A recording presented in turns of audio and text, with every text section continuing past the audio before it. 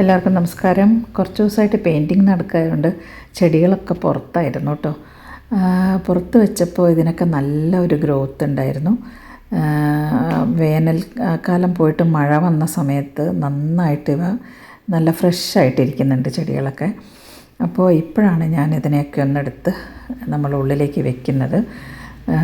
നല്ല ഭംഗിയാണ് കാണാൻ. ഇതിൻ്റെയൊക്കെ ഏരിയൽ റൂട്ട്സൊക്കെ കുറച്ച് മുറിക്കാനുണ്ട്. മുഴുവൻ കട്ട് ചെയ്തിട്ടില്ല, കുറച്ചൊന്ന് ട്രിം ചെയ്യാൻ വേണം. ഓവർ ഗ്രോത്താണ് ചിലതിനൊക്കെ, നല്ല ഗ്രോത്ത് ഉണ്ട്. അപ്പോൾ അകത്ത് വയ്ക്കുമ്പോൾ നമ്മൾ കണ്ടമാനമായി കഴിഞ്ഞാൽ വൃത്തികേടാണല്ലോ. അപ്പോൾ ഇതിനെയൊക്കെ ഒന്ന് ട്രിം ചെയ്യേണ്ടതുണ്ട്, ചെയ്തിട്ടില്ല.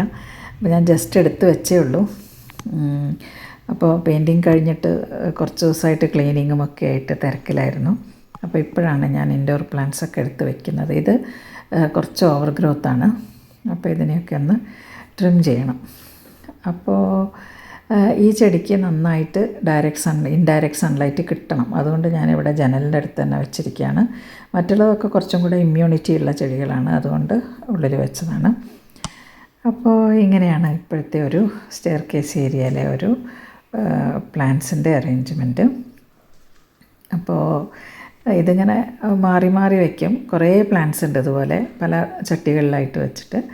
അപ്പോൾ നമ്മൾ ഈ ഔട്ട്സൈഡ് പോട്ട് മാറ്റിയിട്ട് നമ്മളിങ്ങനെ മാറ്റി മാറ്റി വയ്ക്കും ഇടയ്ക്കിടയ്ക്ക്. ഒരു 2-3 ആഴ്ചയൊക്കെ കഴിയുമ്പോൾ ഒന്ന് മാറ്റും. ചിലപ്പോൾ ഒരു മാസത്തോളമൊക്കെ ഇരിക്കും കേട്ടോ ചില ചെടികൾ. അപ്പോൾ ഇതിനെ ഞാനിപ്പോൾ തൽക്കാലം ഇവിടെ വെച്ചു എന്നേ ഉള്ളൂ. ഇനിയിപ്പോൾ ജനൽ പെയിൻ്റ് അടിക്കാൻ വരുന്ന സമയത്ത് ഇതൊക്കെ അവർ റിമൂവ് ചെയ്യും. തൽക്കാലത്തേക്ക് അവിടെ വെച്ചു എന്നുള്ളതേ ഉള്ളൂ. പിന്നെ അതുകൊണ്ട് തന്നെ അധികം പണി ഇതിൻ്റെ മുകളിൽ ഞാൻ ചെയ്തിട്ടില്ല. ഇതിനൊക്കെ ജനലിൻ്റെ കമ്പീൻ്റെ ഇടയ്ക്കൂടെയൊക്കെ ആക്കി വെച്ചതാണ്. കാരണം അവർ പെയിൻ്റ് അടിക്കാൻ വന്നു കഴിഞ്ഞാൽ അതെടുത്ത് മാറ്റും. അപ്പോൾ ഇങ്ങനെയൊക്കെയാണ് ഇപ്പോൾ ഉള്ള ചെടികൾ. മുഴുവൻ പ്ലാന്റ്സും ഞാൻ എടുത്തകത്തേക്ക് വെച്ചിട്ടില്ല. അപ്പോൾ ഇന്ന് ഇത്രയൊക്കെ ഉള്ളൂ. അപ്പോൾ വീഡിയോ ഇഷ്ടമായെങ്കിൽ ലൈക്ക് ചെയ്യുക, ഷെയർ ചെയ്യുക, അതുപോലെ കമൻറ്റ് ചെയ്യുക. ഇനി മറ്റൊരു വീഡിയോയിൽ കാണുന്നവരെ നന്ദി, നമസ്കാരം.